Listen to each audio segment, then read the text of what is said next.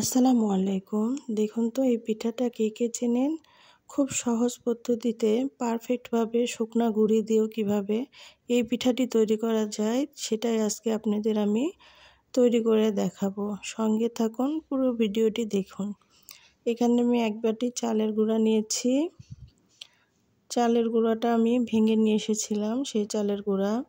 এখানে আমি হাফ কাপের মতো আটা বা ময়দা যে কোনো একটা দিতে পারেন। হাফ চামচ লবণ দিয়ে দিলাম। দিয়ে আমি এখানে চিনি দিয়ে দিব 1.5 কাপের মতো। মিষ্টির পরিমাণ বুঝে চিনিটা দিবেন।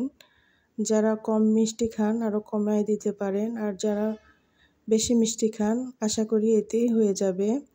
এবার কুসুম গরম পানি দিয়ে হাত দিয়ে এভাবে অল্প পানি দিয়ে হাতের সাহায্যে মেখে মেখে একটু সময় নিয়ে এই যে কাজটা করতে হবে, তাহলে পিঠাগুলো ফুলবে।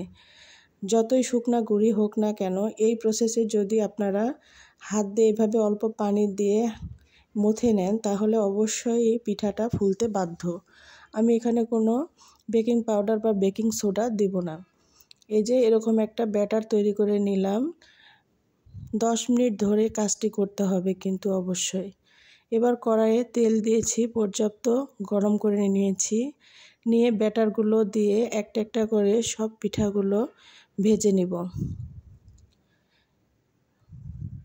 ব্যাটারটা যত ভালোভাবে মাখবেন পিঠাগুলো কিন্তু তত ভালো ফুলবে। এই যে দেখুন পিঠাটা আমার ফুলেছে। অনেকে এখানে ভালোভাবে পিঠা ফোলার জন্য বেকিং পাউডার বা সোডা, খাবার সোডা দেয়। আমি এখানে কিছুই দেইনি। তারপরও দেখুন পিঠা কত সুন্দরভাবে ফুলবে। এই যে ফুলেছে, একটা পিঠা আমার হয়ে গিয়েছে। আমি একে একে আরও 2টি পিঠা তৈরি করা আপনাদের দেখাবো। এই যে আবারও একটি দিলাম।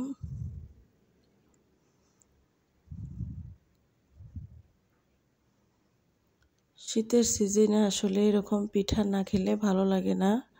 অতিথি আপ্যায়ন বলেন আর নিজেদের বাসার লোকজনের জন্য বলেন, এভাবে ফুলকো ফুলকো পিঠা যদি তৈরি করে সামনে দিতে পারেন তাহলে অবশ্যই তারা খুশি হয়ে যাবে। আর খুব সহজেই এই পিঠাগুলো তৈরি করে নেওয়া যায়, কোনো ঝামেলা নেই। যে কেউই এই পিঠাগুলো এই প্রসেসে তৈরি করে নিতে পারবেন। কতটা সহজ পদ্ধতি। এই যে একটা একটা করে আমি সবগুলো পিঠা এভাবে ভেজে নিব।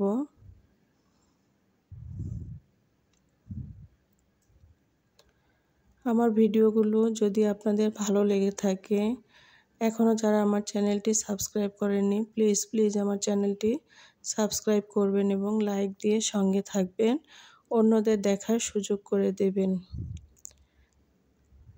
এই যে দেখুন পিঠাগুলো একদম রেডি। আপনাদের আমি সার্ভ করে দেখালাম।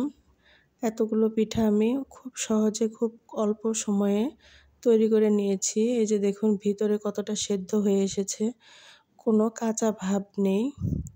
ধন্যবাদ সবাইকে এতক্ষণ সঙ্গে থাকার